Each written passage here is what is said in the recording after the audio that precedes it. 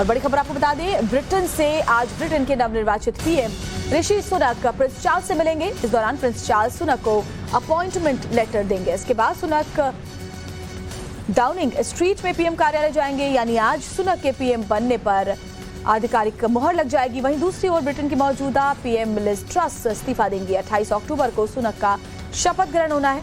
29 अक्टूबर को कैबिनेट का ऐलान होगा। ऋषि सुनक ने इससे पहले अपने प्रेस कॉन्फ्रेंस में कहा कि देश ने हमें बहुत दिया है और अब हमें देश को देने का वक्त है। गंभीर आर्थिक संकट से देश जूझ रहा है, लेकिन हमें साथ लेकर सबको चलने की जरूरत है और इसी दिशा में हम काम करेंगे। तो सुनक का पीएम बन गए हैं। पेनी मोडांट को उन्होंने पछाड़ा है लिज ट्रस, जिनको आज इस्तीफा देना है। उन्होंने शुभकामनाएं दी हैं। पीएम मोदी ने भी बधाई दी और उन्होंने कहा कि उम्मीद है कि वैश्विक मुद्दों पर हम साथ मिलकर काम करेंगे। तो यूके में इतिहास रच दिया है। भारतीय मूल के ऋषि सुनक अब नए प्रधानमंत्री के तौर पर चार्ज संभालने जा रहे हैं और हम आपको दिखा रहे हैं कि क्या कुछ होगा। लिज ट्रस की कैबिनेट बैठक। ऋषि सुनक ब्रिटेन में नए प्रधानमंत्री बनने वाले हैं। इस्तीफे से पहले लिज ने संबोधन भी दिया। उन्होंने कहा कि वो अपने वादे नहीं निभा पाई। बकिंघम पैलेस भी वो जाएंगी। सुनक बकिंघम पैलेस से के लिए निकलेंगे ये 2:45 पर। वहीं किंग चार्ल्स सुनक को अपॉइंटमेंट लेटर देंगे। 4:05 पर सुनक डाउनिंग स्ट्रीट के लिए रवाना होंगे, जहां पीएम दफ्तर है, और वहां पर एंट्री से पहले एक संबोधन भी 4:05 पर ब्रिटेन के नए पीएम ऋषि सुनक करेंगे।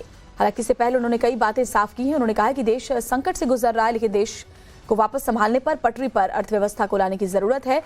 और सुनक पीएम तौर पर क्यों पसंद है? कोरोना काल में देश को आर्थिक मंदी से उबारा है। पीएम मोदी ने सुनक को ट्वीट कर बधाई भी दी है और नए रिश्ते की शुरुआत की बात कही है।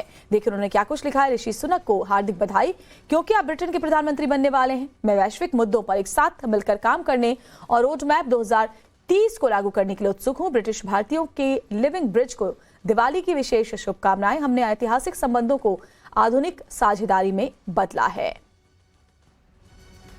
तो प्रधानमंत्री नरेंद्र मोदी ने ट्वीट करके ऋषि सुनक को कांग्रेचुलेट किया है और उन्होंने लिखा है कि हम वैश्विक मुद्दों पर साथ मिलकर काम करेंगे, closely together on global issues and implementing road map 2030। Special Diwali विशेष, ये भी उन्होंने लिखा है। और साथ ही उन्होंने ये भी लिखा है कि हमने जो ऐतिहासिक संबंध हमारे रहे हैं उन्हें एक आधुनिक पार्टनरशिप में बदला है हमने, और आगे भी मिलकर हम तमाम जो वैश्विक मुद्दे हैं उस पर काम करेंगे, ये उम्मीद है।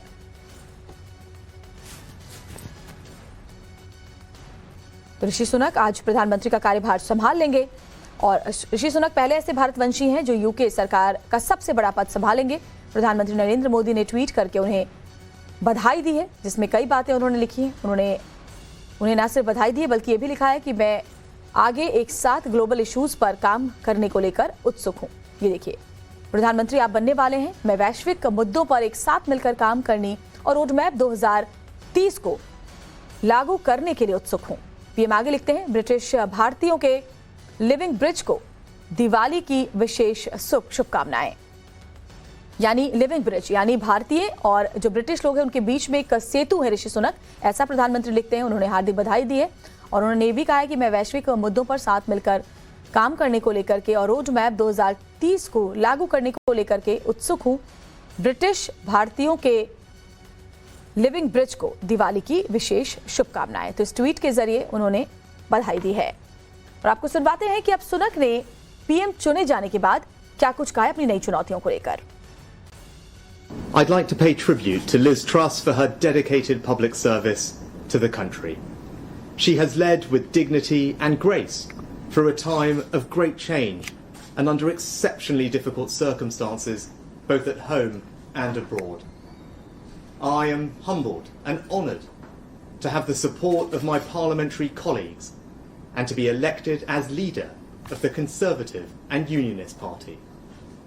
It is the greatest privilege of my life to be able to serve the party I love and give back to the country I owe so much to. The United Kingdom is a great country, but there is no doubt we face a profound economic challenge. We now need stability and unity, and I will make it my utmost priority to bring our party and our country together, because that is the only way we will overcome the challenges we face and build a better, more prosperous future for our children and our grandchildren.